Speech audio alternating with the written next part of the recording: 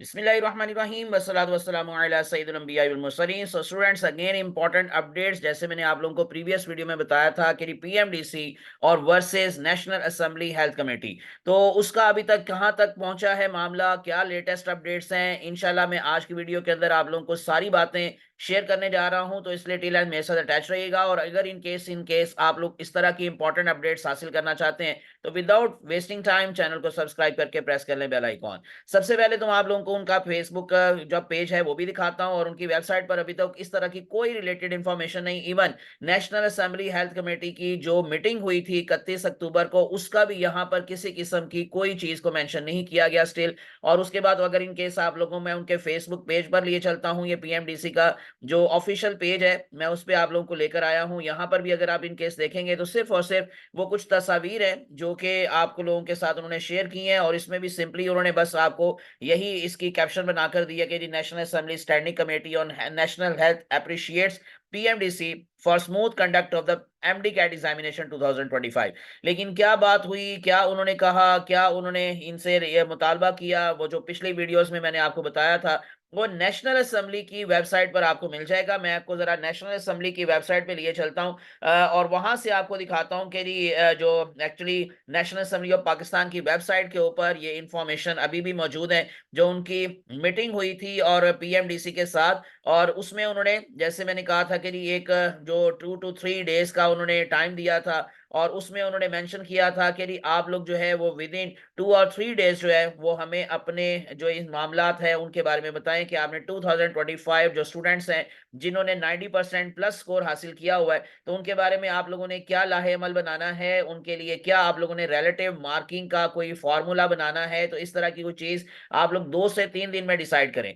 तो क्या पीएमडीसी उसके ऊपर कोई वर्किंग कर रहा है, और क्या ये इसको में कोई चेंजेस ला सकते हैं या नहीं ला सकते। अब मैं ये अब आप लोगों को पूरा जो सिनेरियो है वो जरा आपको जरा दिखाता हूं या बताता हूं। पहली बात तो ये है कि national assembly health committee is pressurising जो pressuring the PMDC to apply the penalties और relative marking for MDCAT 2024 students who are reapplying, यानी कि जो कि दोबारा से उसी रिजल्ट की बेस पर डेफिनेटली अप्लाई करने जा रहे हैं, तो उनके हवाले से जी रिलेटिव मार्किंग का कोई फार्मूला होना चाहिए। बट अब मैं आपको जरा थोड़ा सा क्लियर कर दूं इस मामले में कि पीएमडीसी क्यों अपनी वेबसाइट पर भी, अपने फेसबुक पेज के ऊपर भी इससे रिलेटेड कोई बात शेयर नहीं कर रहा, कोई किसी किस्म की कोई चीज जो है वो अपलोड नहीं कर रहा। उसकी रीजन क्या है कि legally they can not force PMDC to do this.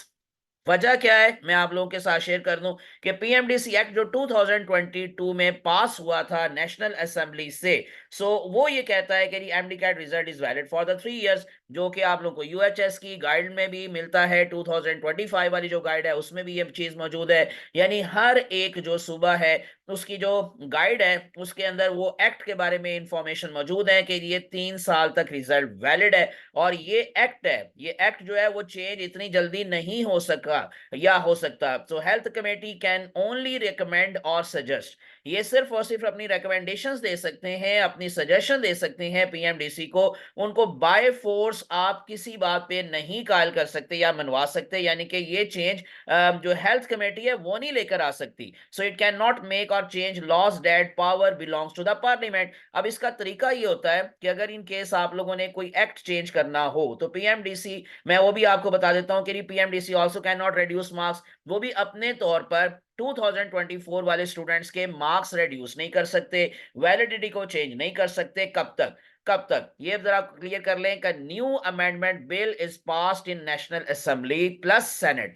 जब तक एक नया अमेंडमेंट बिल के लिए इसमें तरमीम लाई जाए, इसमें चेंज किया जाए, और उसका नया बिल जो है वो पेश होगा, वो फिर पास होगा नेशनल असेंबली से, फिर वो सेनेट से पास होगा, फिर प्रेसिडेंट उसको अप्रूव करेंगे, और उसके बाद फिर it's officially published in the gazette of Pakistan, फिर उसको पब्लिश किया जाएगा। अगर ये सारे स्टेप्स आप फॉलो नहीं करते, until all these steps happen, any deduction और relative marking will be illegal. ये ज़हन में रख लें, will be illegal and challengeable in court. तो इसको अदालत में बकायदा चैलेंज किया जा सकता है। और अगर स्टिल वो कोशिश करते हैं इस तरह की कुछ करने का काम करने की, if they still try to impose the penalties, students can file a constitutional petition under article 199 in the high court, which allows the citizens to challenge any illegal action of a government body that violates their rights like fairness and equality under Article 4, 10A and 25।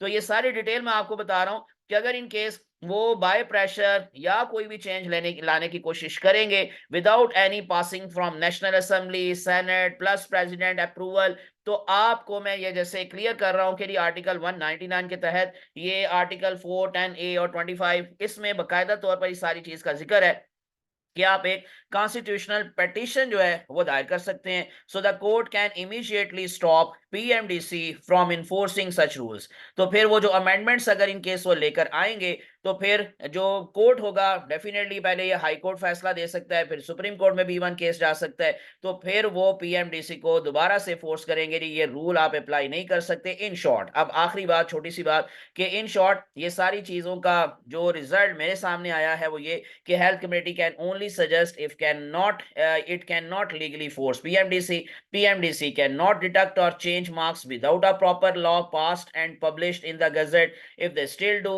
it can be stopped through the high court under article 199। लेकिन अब आपको मैं छोटी सी बात और जरा clear कर देता हूं। ये तो हो गया कि जो 2024 वाला मामला है, वैलिडिटी वाला मामला, वो इतनी आसानी से चेंज नहीं हो सकता।